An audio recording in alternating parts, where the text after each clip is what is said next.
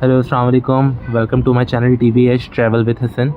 आज हम आपके साथ नई वीडियो लेके आए हैं और इसमें हम ये डिस्कस करने वाले हैं कि स्पेन का जो हमारा वीज़ा है उसमें हम कंपैरिजन आपको दिखाएंगे कि 2024 में हमारी टाइमलाइन क्या थी, वीज़ा अप्रूव होकर स्पेन एम्बेसी इस्लामाबाद से कब आ रहे थे और 2025 में क्या टाइमलाइन है। जिस तरह आप देख सकते हैं आपके सामने थंबनेल है, समझाने के लिए ये है कि जो विज़िट वीज़ा है जो पहले 2024 में जो आ रहा था वो 1 से 2 माह में आ जाता था इजीली। 2024-2023 के अंदर थोड़ा सा डिले हो सकता था, 3 माह भी लग जाते थे, लेकिन 1 से 2 माह में अमूमन वीज़ा आ जाता था।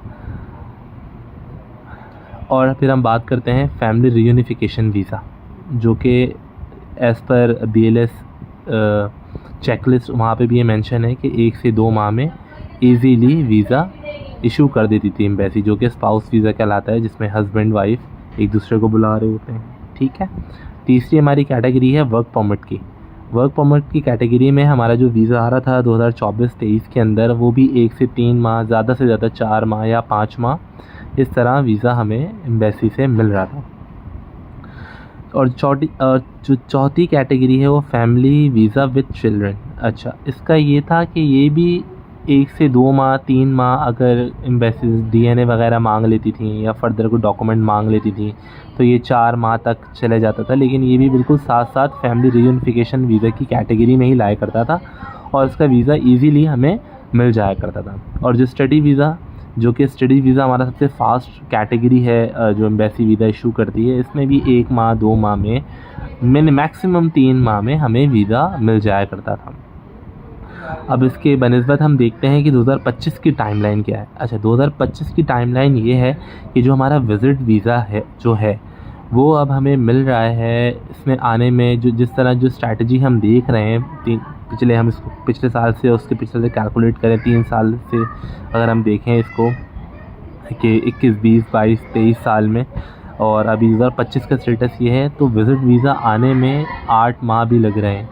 ठीक है। अच्छा, किसी का लक अच्छा है तो उसको 2 माह 3 माह 4 माह में भी मिल जा रहा है, लेकिन जो मेजॉरिटी की हम बात करेंगे तो उसको ज़्यादा टाइम लग रहा है। आप इसको कह सकते हैं इसको 7 से 8 माह लग रहे हैं विज़िट वीज़ा आने में, लोगों के अभी भी पेंडिंग है। अब हम बात कर लेते हैं फैमिली रीयूनिफिकेशन वीज़ा। अच्छा, ये पहले मैंने आपको बताया जिस तरह ये 2 माह में आ रहा था, लेकिन अब इसका टाइमलाइन भी बढ़ गया है।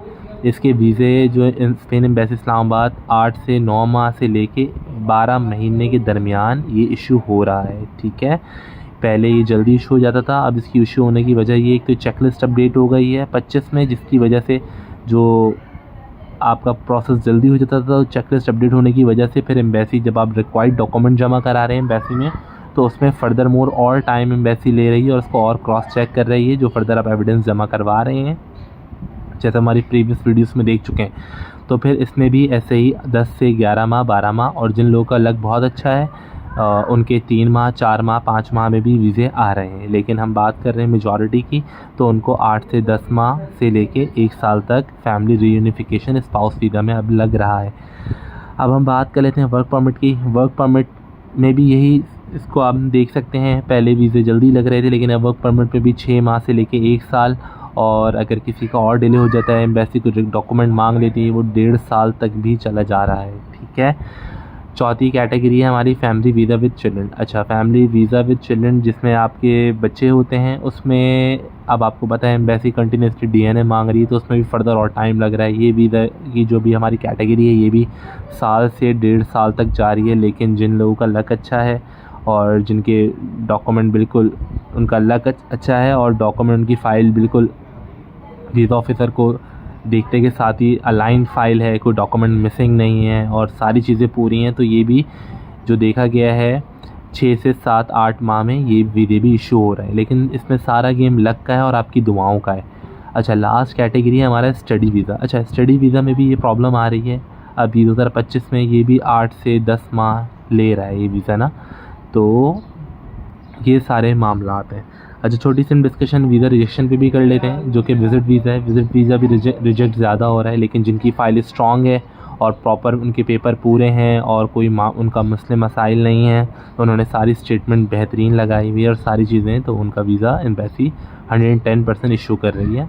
इसी तरह फैमिली रियूनिफिकेशन में अगर आपके पेपर ऑथेंटिक हैं, सारे मामलात हैं, तो ये वीज़ा आपको एम्बेसी इशू कर रही है। वर्क परमिट का भी यही है, अगर आपके पेपर सारे एक्चुअल हैं, डॉक्यूमेंटेड हैं, प्रॉपर फाइल आपने जमा कराई, कोई डॉक्यूमेंट मिसिंग नहीं है, तो ये आपका, इसके भी यही टाइमलाइन जो मैंने आपको बताया है, ये 1 साल के अंदर विदिन आ जाता है। और फैमिली वीज़ा विद चिल्ड्रन की हम बात कर लेते हैं।